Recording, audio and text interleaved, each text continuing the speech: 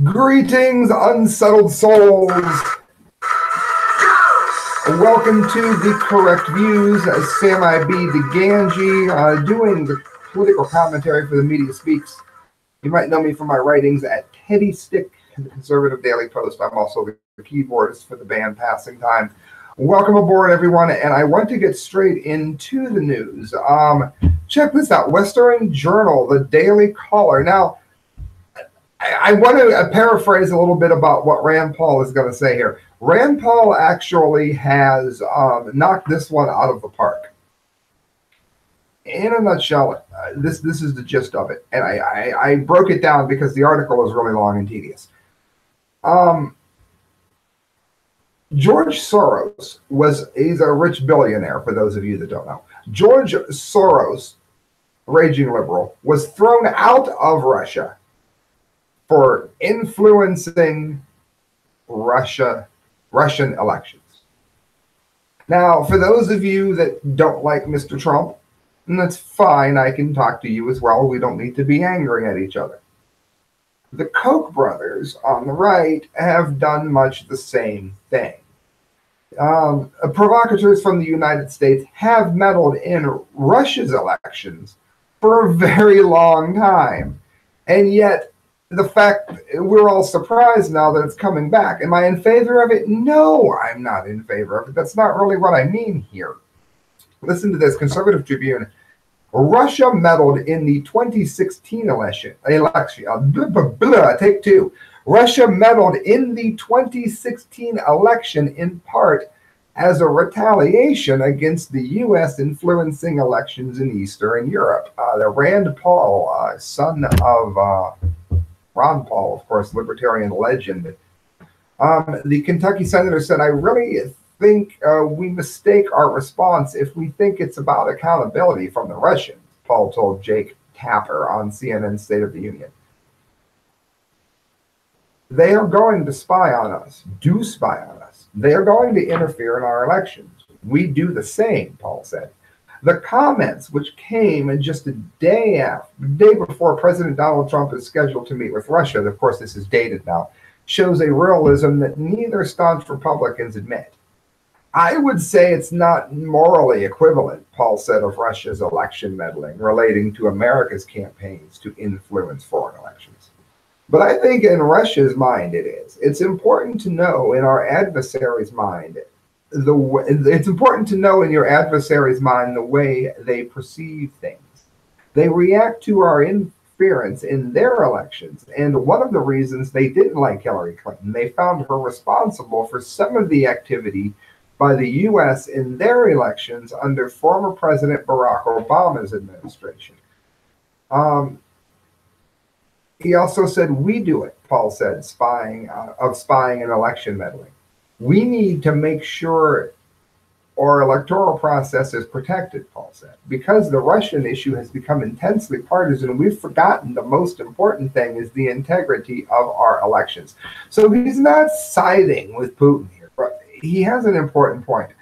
If somebody repeatedly does something to you time and time again, how many of you know somebody who maybe has a stealing problem or something like that, and they wind up having somebody stealing from them? In no time at all, it's like, oh, how could this happen to me? You've been doing it the whole time. And, you know, I think Paul's bigger point here was that it's important for all sides to analyze the way they're going to deal with one another, because this clearly is not the direction we want to go in. And I think that's something that even people that are diametrically opposed to me on a political level would agree with. At least I would hope so. Friends, moving on to a different topic. I thought this was interesting. Ready for liftoff. 2 flying taxi startups got Pentagon funding. Now, I don't know how many of you are new to the show, but if you are, let me tell you already, I'm obsessed with the flying car. Anytime there is anything at all to do with the flying car, you can count me in to report on it. I drove taxi for about 11 years. I was a night supervisor at Elite Taxi. I toiled needlessly at Yellow Cab, and I was a proud member of Cosmo Transportation. Never want to do it again. Well, that is, of course, unless the damn thing flies. This is from The Guardian. Exclusive self-flying vehicle firms got 2 million last year as U.S. military envisions taxis as more Blade Runner than Back to the Future. 2 startups leading the race to build the first flying taxis are using money from the U.S. military. Last year, Kitty Hawk and Joy Aviation received a total of nearly $2 million from the Defense Innovation Unit Experimental, it's DEOX, a Pentagon organization founded to help America's military make faster use of emerging technologies.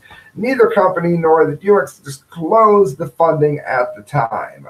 Basically, this is a good sign. And I'm not going to spend a lot of time on this because I know not everybody has my with the flying car. But things that tend to happen for the military first later become quite popular in the culture. You can take drones, for instance. Now, I don't mean going over and bombing somebody. I don't mean spying on somebody. I just mean in general. The drones have picked up in popularity.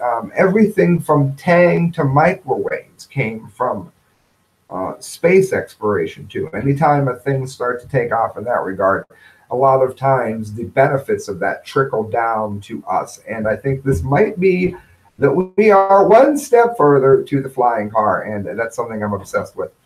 Moving on, how many of you like music? This isn't music. This, to me, you want to know a sign that America has truly lost its sense of musical talent? The ability to pick up anything at all with even the barest nuance of skill.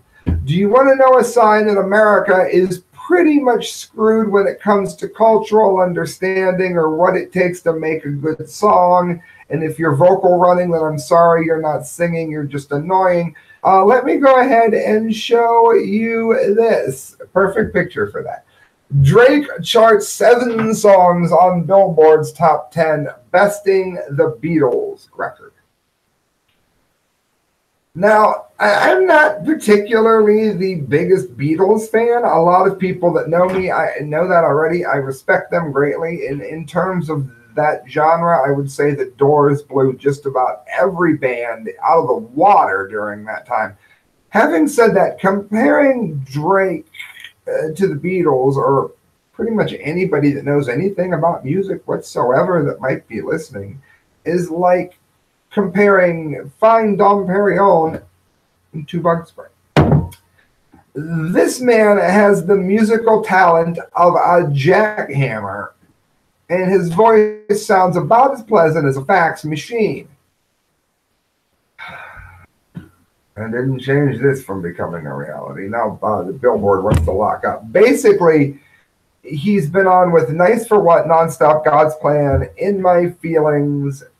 I hate this site. This is the slowest site I've ever seen. And he beat the Beatles record for the number of top 10 selling songs. I'm Upset, Emotionless, and Doesn't Matter to Me. Now, I don't mind that a different genre than rock and roll overtook the Beatles. That doesn't bother me. I'm somebody who can appreciate Cab Calloway and freaking Mozart, and I love trap music and dubstep and all kinds of trippy electronic stuff that came out a month ago. I have no problem with that. But my problem is that the Beatles were bested by somebody with absolutely no talent whatsoever. But in some degree, things do sort of come around full circle. But by that, I mean the Beatles made music overly simple, at least at the time that they initially hit. And I would argue that that took a lot of creativity away from music, even though it brought more people into it. I'd be interested to see if anybody listening happens to agree with that. Friends, we got 2 stories left. And if you want to donate to the show, I would appreciate that very much. You can do so at thecorrectviews@hotmail.com through Yahoo. All the money you give to me goes towards a better show. Research. God, why is everything refreshing on me today? This is one of the stranger stories that I've seen in a moment. If it'll actually load, which remains to be seen. Be warned, Yahoo News is the absolute worst for this. I'm about to just skip them over this. Goodness, does this slow slowly.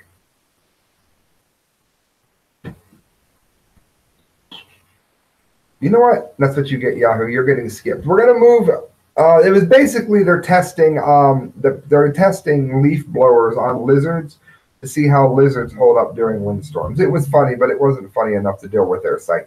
And friends, that brings us to the dumbdee of the day. Now, if you don't know what the dumbdee of the day is a preparation for, then I do wish to let you know here.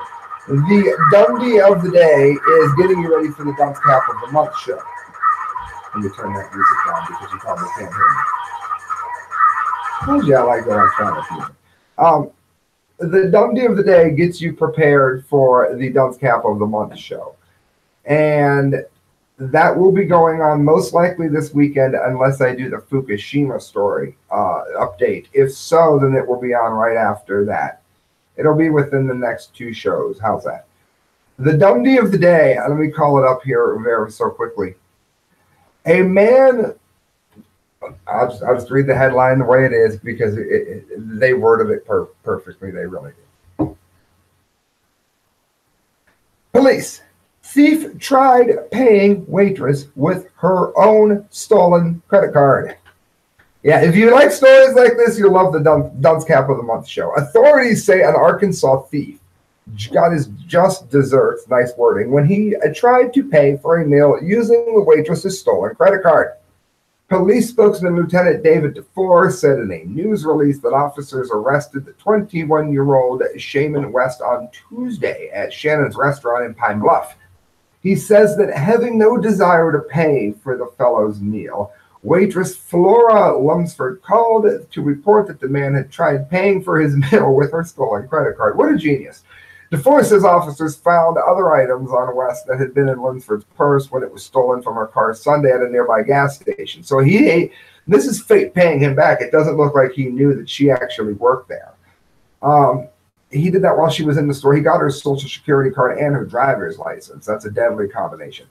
He's being held at the Jefferson County Jail in lieu of the $2,840 bond on forgery and theft and receiving charges. Doesn't list whether or not he had an attorney. If he did, that attorney had better be a genius to get him off of it. Friends, you're listening to The Correct Views. Thank you for doing so. Hit share, hit subscribe, leave comments, let me know, particularly about the Rand Paul thing, because that is interesting.